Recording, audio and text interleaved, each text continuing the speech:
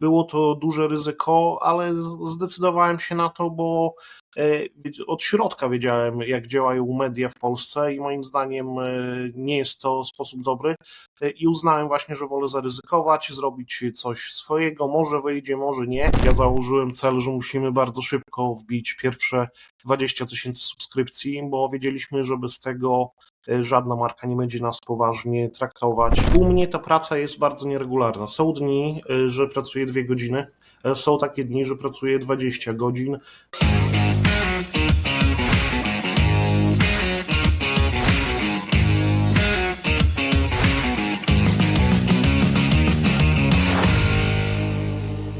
Witam serdecznie w kolejnym odcinku kanału Druga Strona Sukcesu. Moim dzisiejszym gościem jest Dawid Kosiński. Dawid jest twórcą cyfrowym. Z Dawidem poznałem się dość w zasadzie przypadkowo, ponieważ mój najlepszy przyjaciel, Paweł, którego serdecznie pozdrawiam, wprowadził się do nowego mieszkania, a tam jego sąsiadem był właśnie Dawid i udało nam się raz, dwa, trzy razy spotkać i nawiązać relacje. Dzięki temu Dawid zgodził się wystąpić dzisiaj w kanale. Dawid, powiedz nam troszeczkę o sobie, powiedz, czym się zajmujesz. Jestem współzałożycielem kanału o technologii oraz kanału o domu, a także podcastu o technologii. Prowadzę te właśnie kanały od 1,5 roku. Wcześniej przez kilkanaście lat pracowałem jako media worker, po prostu w różnych mediach technologicznych. Powiedz mi, bardzo mnie to ciekawi, jakie cechy osobowościowe pchnęły cię na tą ścieżkę i pomogły ci rozwinąć ten kanał? Jakie cechy? No przede wszystkim kontaktowość z innymi ludźmi, bo to jest potrzebne, żeby ktoś chciał Cię słuchać w ogóle albo oglądać, ale równie ważne jest to przy współpracach biznesowych, żeby nawiązać kontakt z osobami, z firmami, które chcą kupić u Ciebie reklamy, no bo my utrzymujemy się głównie z reklam, lokowań produktów, więc bez tego prowadzenie kanału nie byłoby możliwe. A co mnie pchnęło? No od zawsze interesowałem się nowymi technologiami, więc kiedy kilkanaście lat temu, jak miałem sam 15 lat, pojawiła się możliwość testowania tych produktów na małej stronie mojego znajomego, HardPC, dzisiaj to jest sklep komputerowy, no to od razu wiedziałem, że chcę się w to bawić, no i tak zostałem w tej branży przez kilkanaście lat. A powiedz, bo ty jakby przed otwarciem kanału pracowałeś na etacie w jakiejś tam firmie, z różnych powodów odszedłeś, ale powiedz mi, co czułeś i jak podjąłeś tą decyzję, żeby pójść wreszcie na swoje, no i zanurkować, zaryzykować taki w sumie niepewny biznes, no bo tutaj chyba ciężko cokolwiek przewidzieć, prawda?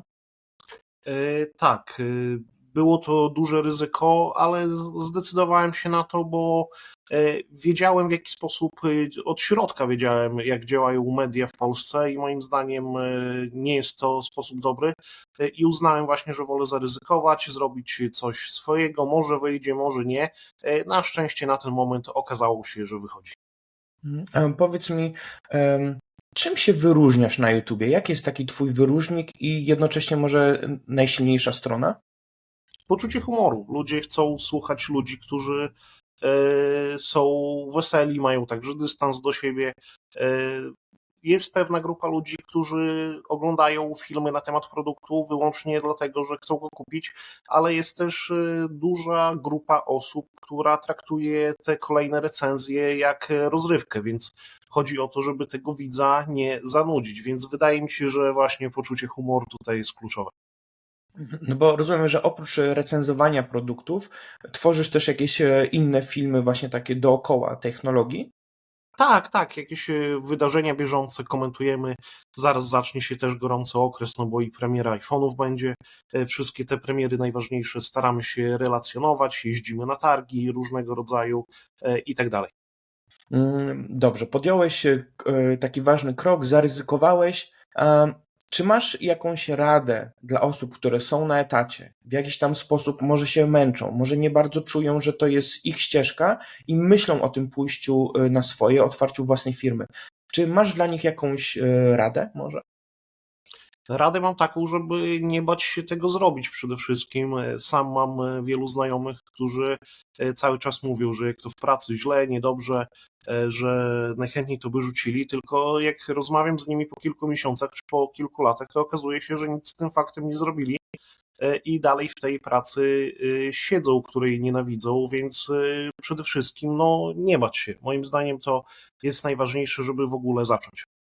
Jak ja rozmawiam z kimś takim, to zawsze mówię, że słuchaj, przecież tak, masz zbudowane super CV, doszedłeś do pewnego poziomu. Jak zrobisz sobie, nie wiem, roczną, dwuletnią przerwę od tego, to CV dalej będzie. W najgorszym wypadku po prostu wrócisz w to samo miejsce, więc czemu by nie zaryzykować? Ja polecam. No dokładnie tak. Ja sam też zaryzykowałem. Ja już od bardzo dawna chciałem pracę zmienić, tylko ja mam kompetencje sprzedażowe, potrafię też występować, ale nie potrafię za to ani nagrywać, ani montować wideo, więc kilka lat namawiałem swojego wspólnika, żeby odszedł razem ze mną. Więc trwało to 2, może 3 lata, nawet w końcu dał się przekonać, kiedy pewne czerwone linie u mnie już zostały przekroczone i powiedziałem, że Marcin, rób jak uważasz, ale ja robotę zmieniam i idę na swoje. Więc też no, troszeczkę postawiłem kolegę pod ścianą, ale obaj jesteśmy zadowoleni z tego obrotu spraw. No to bardzo się cieszę. Ciekawe rozwiązanie, tak? No bo powiedzmy, masz jakieś kompetencje i masz też świadomość, jakich kompetencji ci brakuje, i jakby poszedłeś w to, żeby je sobie dokoptować, tak? Tym wspólnikiem. Tak, A tak, powiedz, tak, bo wielu twórców robi wszystko samemu, wielu youtuberów, także z mojej branży.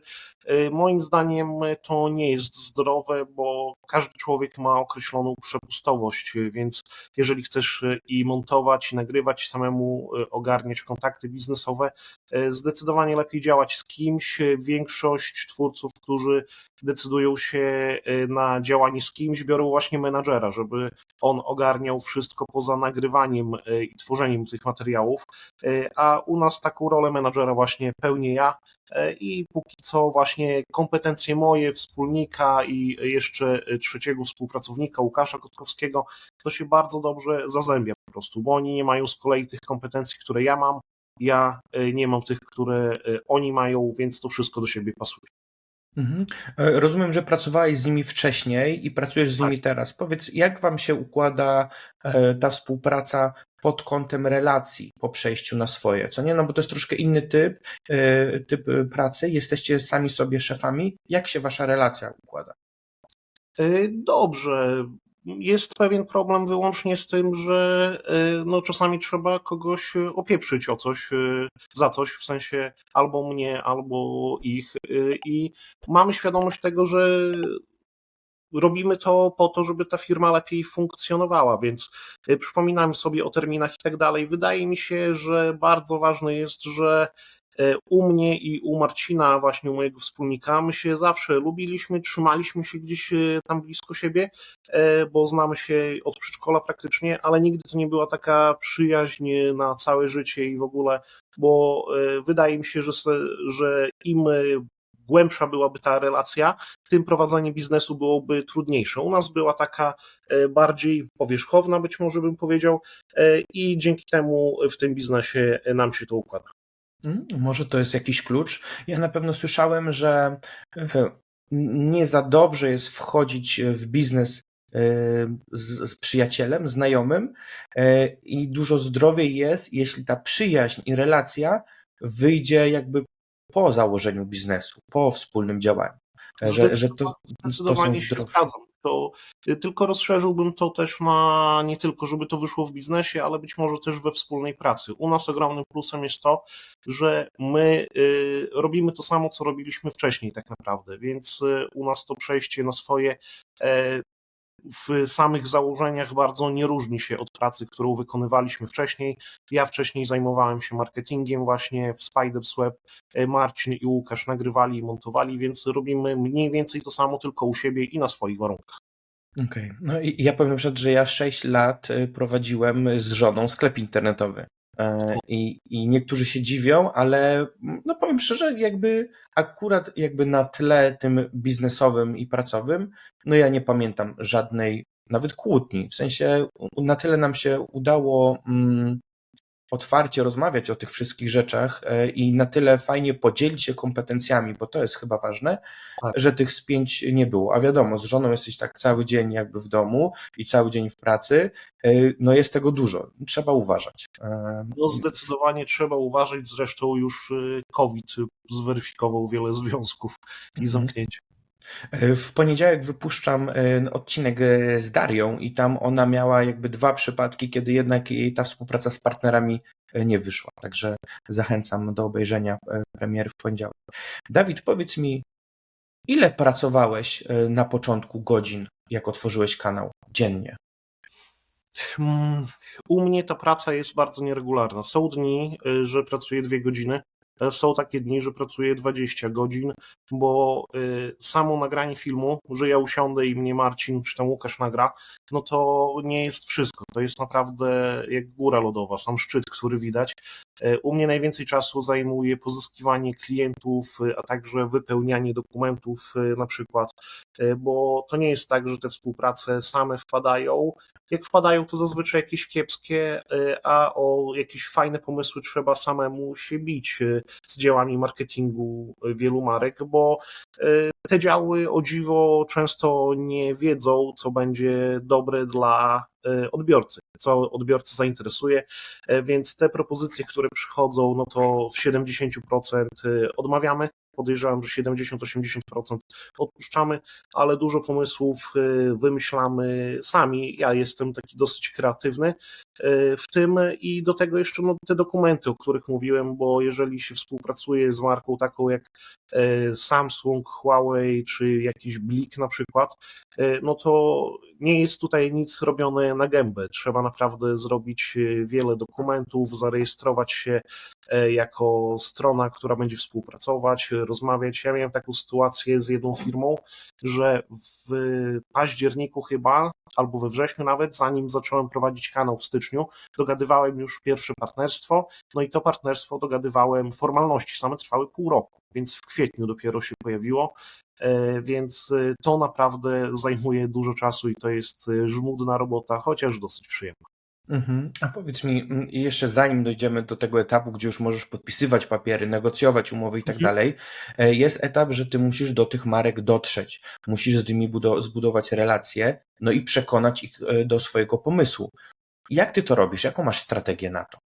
Strategię mam taką, że w branży technologicznej wszyscy mnie znają, więc nie mam problemu z dotarciem do kogoś. Mamy na pewno duży problem ze współpracami, które technologii nie dotyczą, bo oczywiście marzyłoby nam się, żeby być w pełni, zupełnie niezależnym od marek kanałem, ale tak nie jest. Więc niestety, choć próbowałem uderzać do marek na przykład jedzeniowych, jakichś spożywczych, do takich neutralnych brandów, no to mi się w ogóle nie udaje, więc podejrzewam, że to dotarcie do marek może być bardzo trudne i nas ratuje wyłącznie to, że w tych technologiach wszyscy nas znają, więc pozyskanie tego kontaktu, a później klienta nie jest w tej tematyce przesadnie trudne. Czyli tak naprawdę duży nacisk na networking, tak? A możesz mi powiedzieć, Tak, wieloletnie. Możesz powiedzieć właśnie jak, no bo kiedyś musiałeś zaczynać to, prawda? Jak zaczynałeś budować sobie ten networking?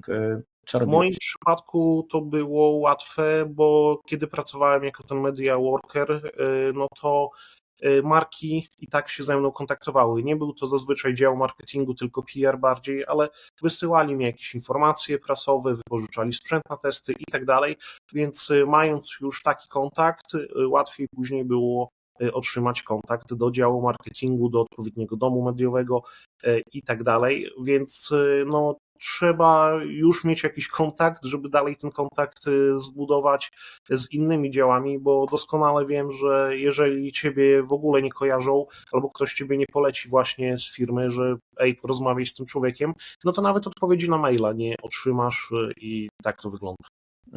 Ja o podobne rzeczy się rozbijam w swoim startupie. W sensie bardzo ciężko jest, mimo że uważam, że mój produkt jest naprawdę bardzo, bardzo fajny i nowy, to no odbijam się. Często się odbijam od ściany. Nie wiem, co może za tym stać. Pewnie część osób może nie widzi jeszcze potencjału, może się trochę boi przed nowością, ale właśnie pewnie też i w tym przypadku twoim też tak jest. Ten taki strach przed, w cudzysłowie, nieznanym. Tak, i to było też na początku kanału. Ja założyłem cel, że musimy bardzo szybko wbić pierwsze 20 000 subskrypcji, bo wiedzieliśmy, że bez tego żadna marka nie będzie nas poważnie traktować. Na szczęście udało się to zrobić w miesiąc chyba, więc no to nam otworzyło możliwości współpracy z markami takimi jak właśnie Media Expert, Huawei, Blik, z tymi największymi. A powiedz mi, jak wbić 20 000 subów w miesiąc, bo to jest dla mnie hardkorowe wyzwanie. No jest to wyzwanie. My obecnie mamy w tym momencie 77 000 subów po roku, więc widać, że na początku ta dynamika była ogromna. Wynikało to z tego, że mieliśmy już na Spidersweb TV 150 000 subów wbite. To był kanał, który tworzyłem ja z Marcinem i z Łukaszem właśnie. No i kiedy poinformowaliśmy, że odchodzimy ze Spidersweb, dlaczego tak się dzieje, zrobiliśmy to w pierwszym filmie na kanale, no to duża część ludzi automatycznie przyszła do nas i kiedy dużo osób Cię subskrybuje, no to Google też mocno Cię poleca i pcha, więc naprawdę to bardzo pomogło to, że byliśmy znani. Jeżeli ktoś zaczyna ze swoim kanałem na YouTube od zera, no to prawie na pewno takiego wyniku nie uda mu się szybko powtórzyć, jeżeli w ogóle, no bo nikt nie będzie na ciebie czekał. Jakby to głupio nie brzmiało, no to na nas ci ludzie czekali, zastanawiali się, dlaczego odchodzimy. Dodatkowo sam Spidersweb jako duże medium wśród wielu osób ma opinie raczej kiepskie, więc ludzie cieszyli się, że stamtąd odchodzimy i idziemy na swoje. Dla mnie ciekawa jest ta konwersja, tak? Bo ze 150 000, które oglądało kanał Spider's Web, ciebie, tak? I ludzi, z którymi współpracujesz, tylko 20 000 przeszło dalej. To jest jakieś tam pewnie około 15%. Ciekawa konwersja. A powiedz mi w takim razie, jakbyś mógł jakby poradzić komuś, kto zaczyna w ogóle kanał. I jak to zrobić w miarę sprawnie? Na czym się skupić? Od zera. Przede wszystkim sprzęt niby nie jest ważny, ale ja polecam skorzystać z tej dotacji na założenie firmy. Jak się jest, ma się status osoby bezrobotnej. My z takich dotacji skorzystaliśmy, no i to było kilkadziesiąt tysięcy złotych, które pomogły kupić nam aparaty, oświetlenie, komputery, więc tak naprawdę większość sprzętu w ten sposób pozyskaliśmy. Oczywiście poza tym, co sami już mieliśmy w poprzedniej firmie, bo pracowaliśmy tam na swoim sprzęcie, więc z takiej dotacji skorzystać, a do tego no, ogarnąć sobie dobry workflow, żeby stworzyć scenariusz, nagrać film, później zmontować, żeby to nie trwało też nie wiadomo ile. No i bardzo ważna jest regularność, że te odcinki, treści mają pojawiać się może nie jak najczęściej, ale my staramy się, żeby co 2 dni był duży film taki poziomy, a do tego codziennie puszczamy treści pionowe, żeby YouTube widział, że coś się na kanale dzieje. Ile rolek dziennie puszczacie? Dziennie to puszczamy 1, 2 rolki tylko po to właśnie, żeby było widać, że coś się dzieje. Uważamy, że więcej tak naprawdę nie trzeba, chyba że jakieś ważne wydarzenie się dzieje, no to jako news też puszczamy. Czekaj, mówiłeś, że co 2 dni duży film poziomy, taki film pewnie ma około 10 minut, to jest kupę pracy, 20, żeby... 20. No, kupę Ale pracy, żeby to nagrać. Żeby było śmieszniej, to łatwiej się robi film długi niż krótki, bo trzeba to ścinać, żeby film był krótszy. Jeżeli chodzi o to, ile czasu to zajmuje, to u nas największym problemem są dojazdy, bo ja jeszcze mieszkam w Warszawie, mój wspólnik w Białymstoku, pracuję nad tym, żeby się do tego Białegostoku też przenieść, ale póki co, jak chcemy coś nagrać, no to musimy dojeżdżać 2 godziny w jedną stronę, albo on do mnie, albo ja do niego. I to już zajmuje nam bardzo dużo czasu. Same nagrania, wiadomo, jak już się widzimy, to staramy się nagrać ze 3 filmy, więc takie nagrania 3 filmów to też ze 4 godziny łącznie. więc trochę czasu to zajmuje. Później oczywiście jeszcze dochodzi montaż, też ze 4 godziny. W ogóle w naszym podcaście o technologii ostatnio mówiliśmy o tym, jak pracujemy. Tam właśnie tematem odcinka był nasz workflow, więc jeżeli ktoś chce się dowiedzieć więcej na ten temat, no to zapraszam na Apple Music, Spotify albo do innej dowolnej aplikacji podcastowej. Wiesz co, ja wrzucę te wszystkie linki w opisie Mhm. filmiku, też żeby Dobra. było łatwiej, żeby to było. Powiedz mi, jakimi wartościami kierujesz się przy budowaniu swojej marki osobistej? Wartości takie, żeby nikomu nie szkodzić, w sensie osobom, i żeby być szczerym wobec widzów, jeżeli chodzi o produkty. Nie zależy mi na przykład na testowaniu syntetycznym w benchmarkach danych rzeczy, bardziej lubię sprawdzać, jak coś się sprawdza u mnie w codziennym użytkowaniu. No i właśnie staram się robić te filmy, mówić o produktach tak, jakbym mówił sobie albo dobremu znajomemu, w przystępny sposób. No i też chodzi o tę szczerość, że jeżeli produkt jest kiepski, no to o tym powiedzieć, nie bać się tam, że współpracy jakiejś nie będzie, bo jednej nie będzie, to druga będzie, a zresztą widzę już, że duże marki w Polsce mają naprawdę wypracowane te standardy i nie obrażają się o to, że jakiś produkt zostanie zjechany, jeżeli po prostu jest zły. Wiesz co, to z tymi złymi cechami to jest tak, że dla jednego jakaś cecha jest zła, dla innego być może dobra. Ja kiedyś na przykład recenzowałem wiatrówkę Mhm. i w tej wiatrówce był bardzo lekki spust. No i dla niektórzy mówili, że to źle, bo łatwo może wypalić, a dla drugich mówią, że bardzo dobrze, no bo w końcu to tak jakby podnosi celność, jest jakby ten spust precyzyjny i właśnie super, więc z tymi negatywnymi cechami to różnie. Ja właśnie przed naszym spotkaniem zrobiłem mały research i zapytałem moich znajomych dookoła, o co mam Ciebie zapytać w ogóle, i chłopaki właśnie ode mnie z grupy z piłeczki, których pozdrawiam, szczególnie Tomasza i Michała, właśnie pytali, jak to jest u Ciebie z tą wiarygodnością, tak? No bo z jednej strony mamy świadomość, że te recenzje są sponsorowane, są opłacane i jak w tym wszystkim właśnie zachować tą szczerość i tą wartość dla użytkownika, tego widza.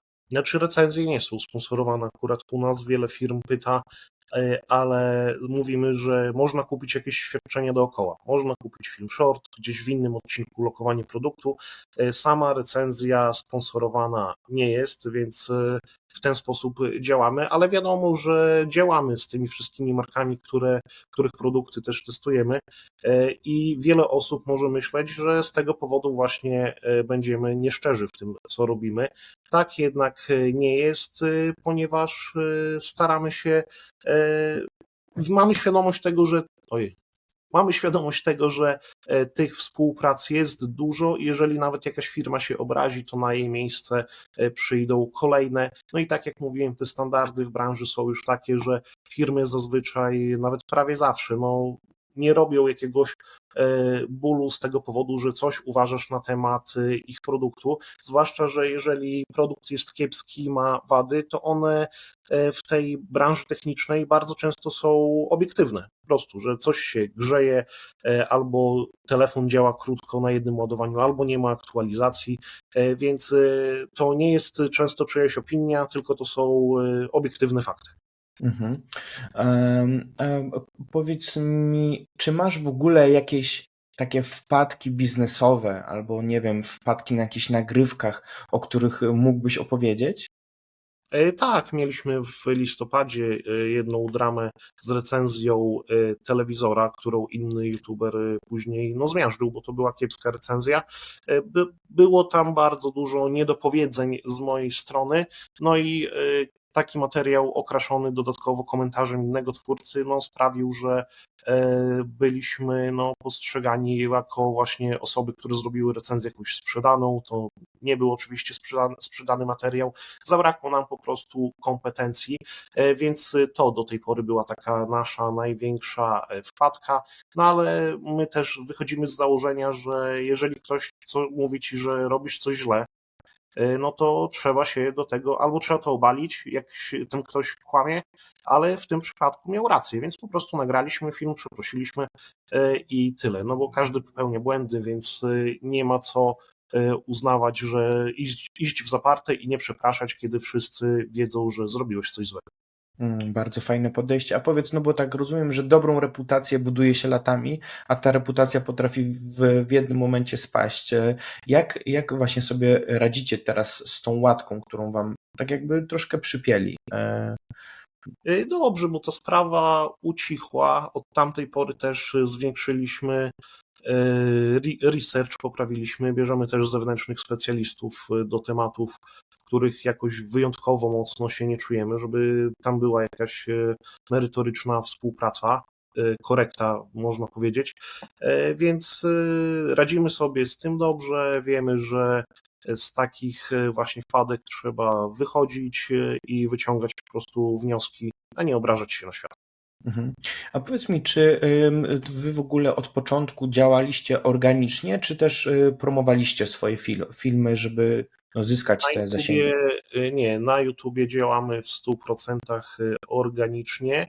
Niektórzy klienci czasami pytają, czy mogą film promować, no i wtedy się oczywiście zgadzamy. Jeżeli jakaś firma zapłaciła za lokowanie i tak dalej, ma jakieś narzędzia, dzięki którym ten film może dotrzeć do większego grona odbiorców, to nam to absolutnie nie przeszkadza.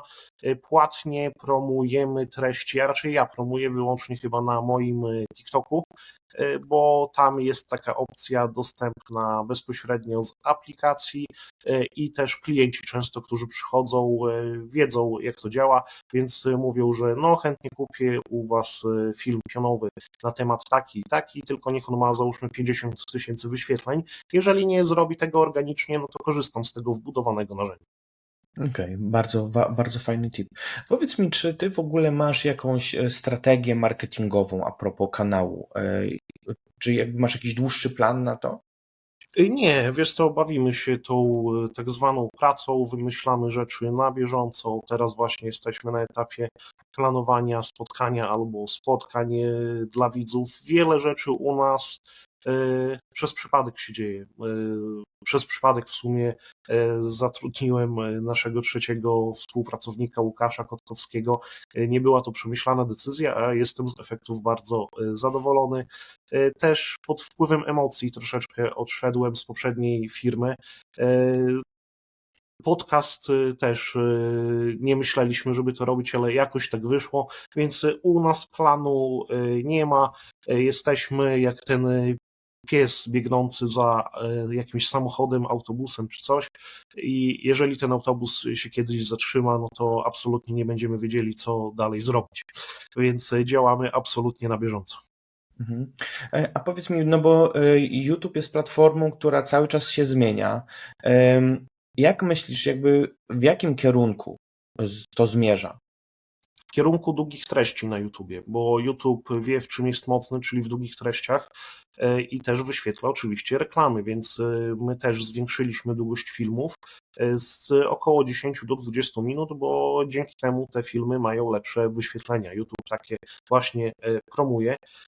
A poza tym te zmiany algorytmu, no to ciągle się jakieś drobne wydarzają, ale my nie chcemy się bawić w jakieś trendy właśnie jak na TikToku, tańczenie do danej piosenki czy coś, tylko jak wychodzą nowe produkty, wiemy, że one mogą być interesujące dla widzów, no to je testujemy i tutaj mowa nie tylko o jakichś nowościach, ale też o sprzętach, które są aktualnie przecenione albo pojawiły się na przykład na jakichś azjatyckich platformach sprzedażowych i nikt tego w Polsce jeszcze nie sprawdził. Więc tak jak mówiłem przed chwilą, wszystko na bieżąco wymyślamy. My mamy ten plus, że my jesteśmy niszą. Bo kanał, jeżeli jest duży, sięgający naprawdę szeroko, jak u największych influencerów, no to tam te różnice w działaniu algorytmu mogą być naprawdę bolesne, a u nas co by się nie działo, no to będziemy mieć kilkanaście, kilkadziesiąt tysięcy wyświetleń. Z jednej strony jak na YouTube'a nie jest to dużo, jak na naszą branżę to jest odpowiednio dużo i wiele osób pyta mnie nawet, czy przy takich wyświetleniach da się z tego żyć. Jak najbardziej się da, tylko trzeba właśnie znaleźć swoją niszę i tej niszy się trzymać. Mhm. No, jakby, no, nie jest tajemnicą, że jakby kasa za reklamy no, to jest mała część jakby przychodu tego youtubera. Gdzieś nawet U nas to przeczytałem jest kilka procent kilka całości. procent. Gdyby można było wyłączyć te reklamy i po prostu to olać, to byśmy to zrobili, bo my nie chcemy tych pieniędzy, wolimy, żeby ludzie obejrzeli te filmy bez reklam, które w dodatku do nas nie zależą, ale YouTube ucina zasięgi na filmach, na których nie ma reklam, więc dlatego tego nie robimy. A powiedz mi, co stanowi tą dalszą część przychodu twojego? Lokowania produktów, mamy fragmenty sponsorowane, mamy różnego rodzaju współpracę, TikToki, shorty, to wszystko staramy się sprzedawać. Występujemy też na różnych eventach, bo niektóre marki chcą, żeby jakaś osoba z branży poprowadziła dla nich event, więc mamy tutaj naprawdę dużo różnych możliwości. Dodatkowo mamy też produkcję wideo dla marek, więc na przykład dla T-Mobile robiliśmy cykl wideo, które później nie pojawiły się u nas na kanale, tylko właśnie na kanale klienta, więc możliwości mamy tutaj naprawdę sporo. Czyli po prostu trzeba mega główkować, kombinować i mieć otwartą, kreatywną głowę. Tak, tak. I trzeba znaleźć też partnerów biznesowych, którzy będą z nami na długo, po to, żeby nie szukać każdej pojedynczej, drobnej współpracy. Teraz mamy właśnie 3 takich partnerów, którzy są naszymi filarami tak naprawdę w finansowaniu, a resztę po prostu doszukujemy sobie na bieżąco. No i jednym z tych partnerów jest sklep Media Expert. Moim zdaniem świetna współpraca, bo jeżeli jakiś produkt nam się podoba, no to mamy po prostu powiedzieć, że można go kupić w Media Expert i dać link w opisie, więc wpływ na film jest zerowy, a jednak my możemy na tym dobrze zarobić. A powiedz mi, czego szukają te duże brandy dzisiaj jakby w takich twórcach jak ty? Wiesz co, powiem Ci, że troszeczkę tego pytania nie rozumiem, Mhm. bo wydaje mi się, że no, to nie ma tu filozofii, to szukają po prostu platformy sprzedażowej, żeby gdzieś się pokazać, jak największa widoczność, jak najniższym kosztem. Okej. Powiedz mi, zmieniając troszeczkę temat, czy korzystacie w swojej pracy już z AI?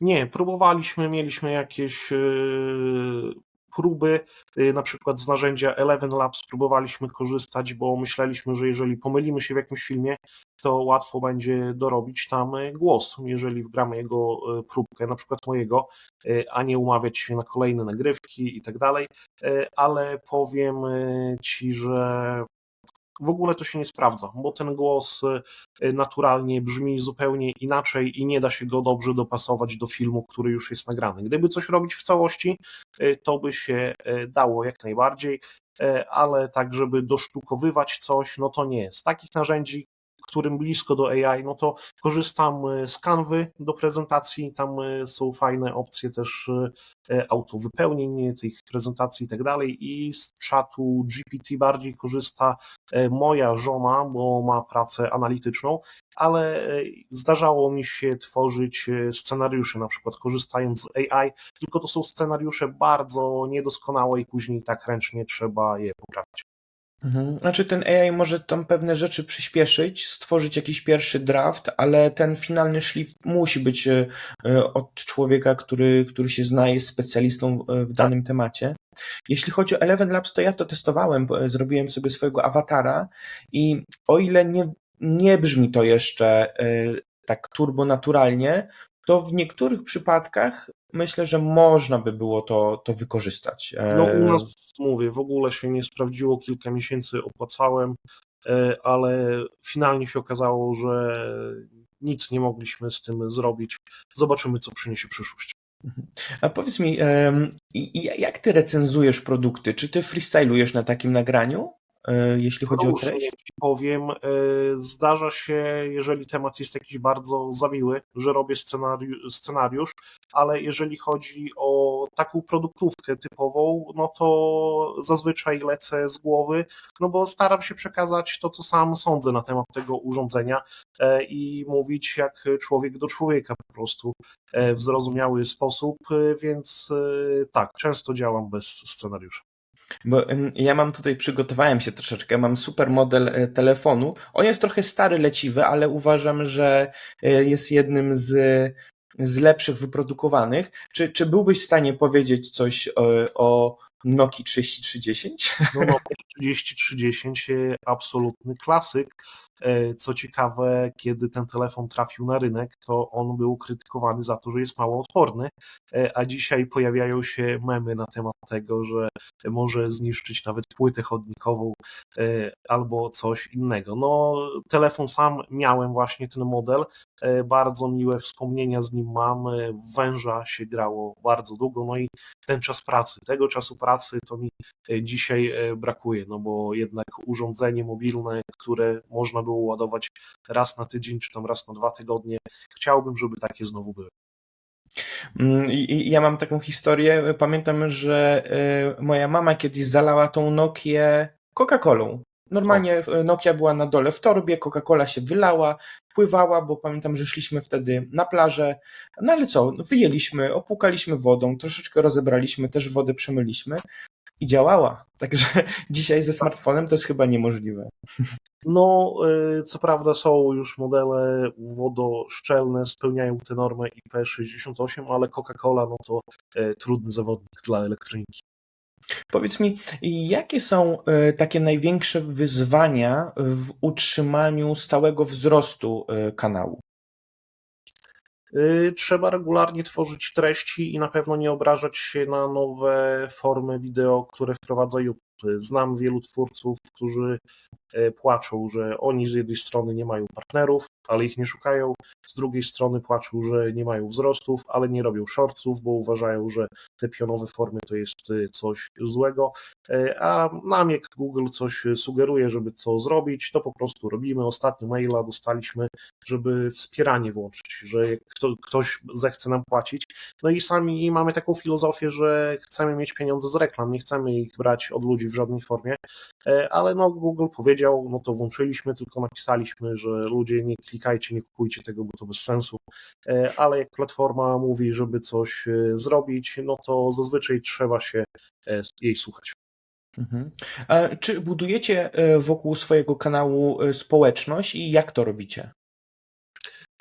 Wiesz co, nie wiem, czy możemy mówić tutaj o społeczności naszej. To po prostu ludzie zainteresowani elektroniką, którzy oglądają wielu youtuberów, że nie tylko nas, ale też właśnie Kubę Klawitera, Michała Pisarskiego, Niantyfana, Mobzilla i tak dalej. Więc wydaje mi się, że to jest taka nasza wspólna społeczność.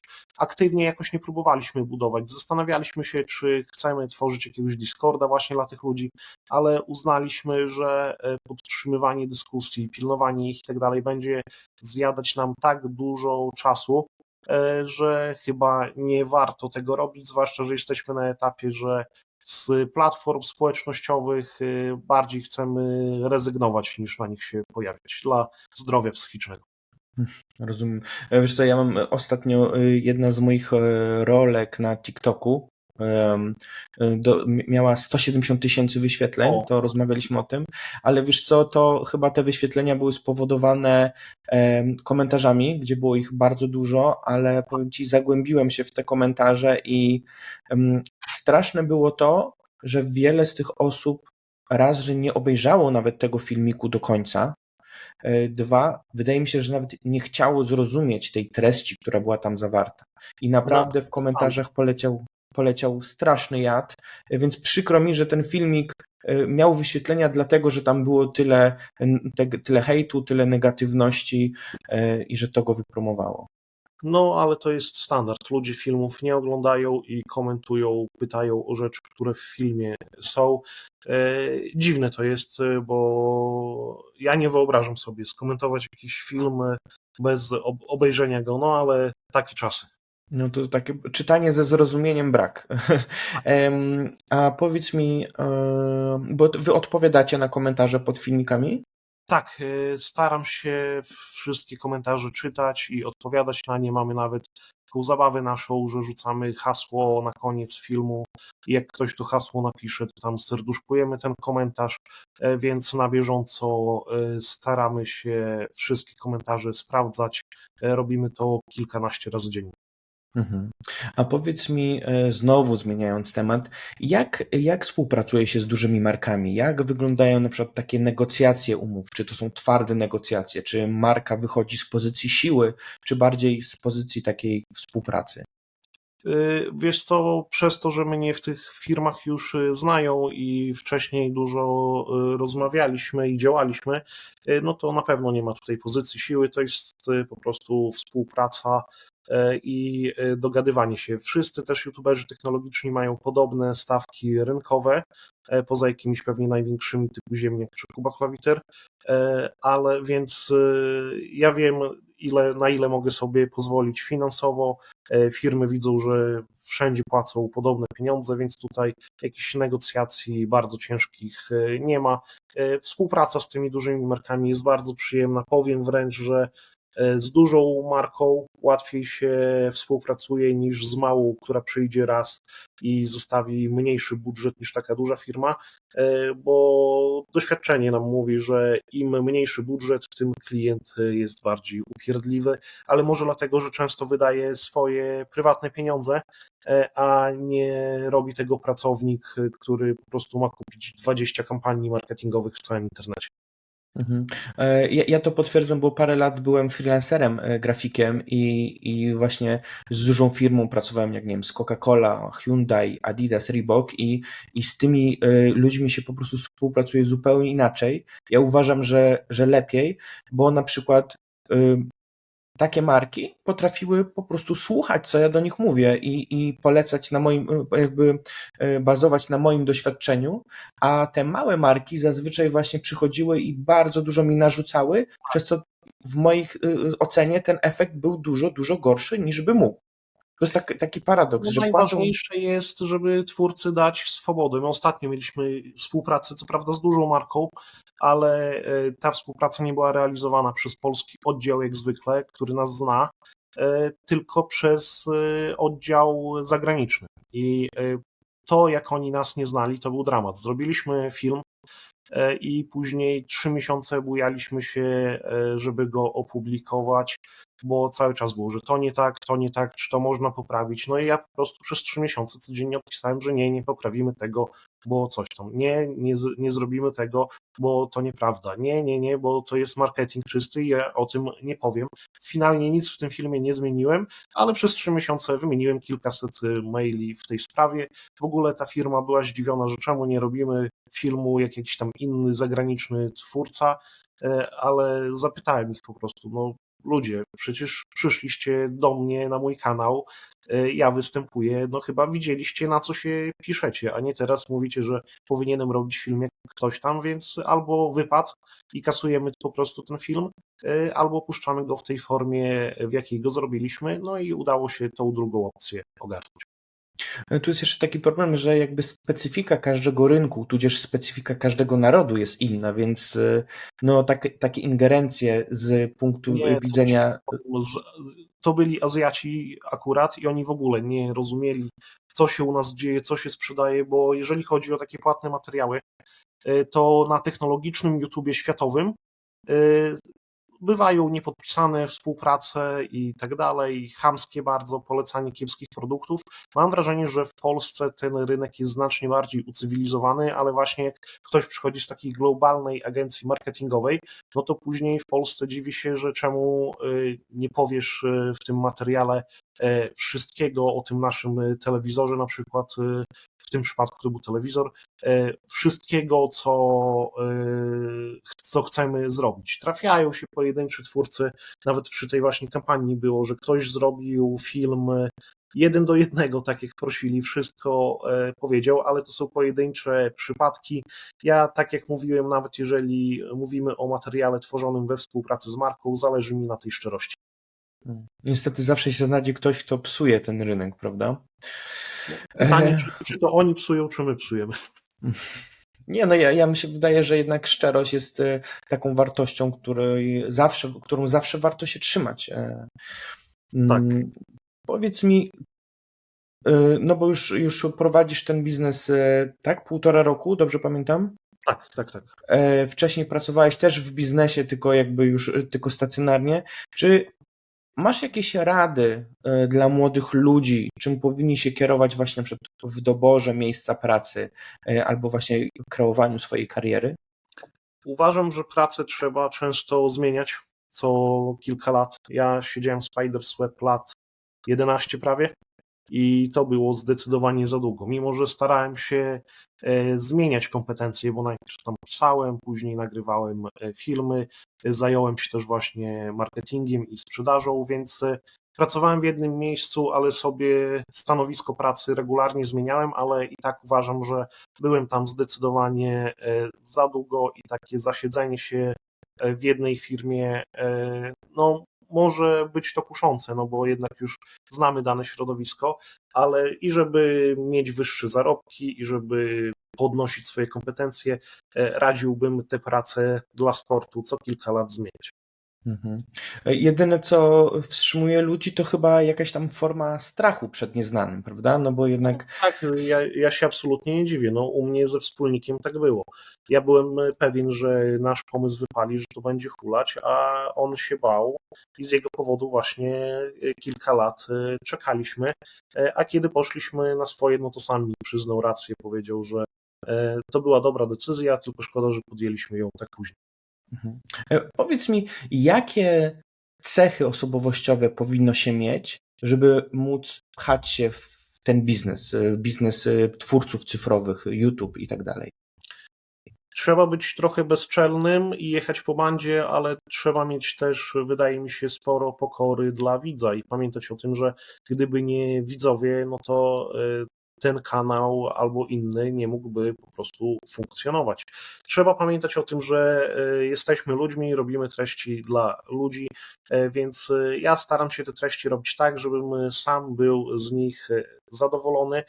No i trzeba też umieć wbijać się właśnie do różnych firm, łokciami po prostu przepychać się po to, żeby kontakt do tych marek, czy to które mają sprzęt na testy, czy takich, które chcą wydawać pieniądze, no tutaj trzeba być po prostu troszeczkę bezczelnym i tutaj już tej skromności w sobie nie mieć z kolei, więc to jest takie pomieszanie z poplątaniem, jeżeli wszystko chce się robić samemu, ale ja uważam, że grunt to znaleźć odpowiednich ludzi do współpracy i tak jak u nas tymi zadaniami się podzielić, żeby nie robić wszystkiego samodzielnie.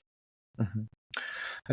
Dawid, bardzo Ci dziękuję. Bardzo ciekawa rozmowa. Myślę, że słuchacze będą mogli dużo fajnych rzeczy wyciągnąć z niej między wierszami.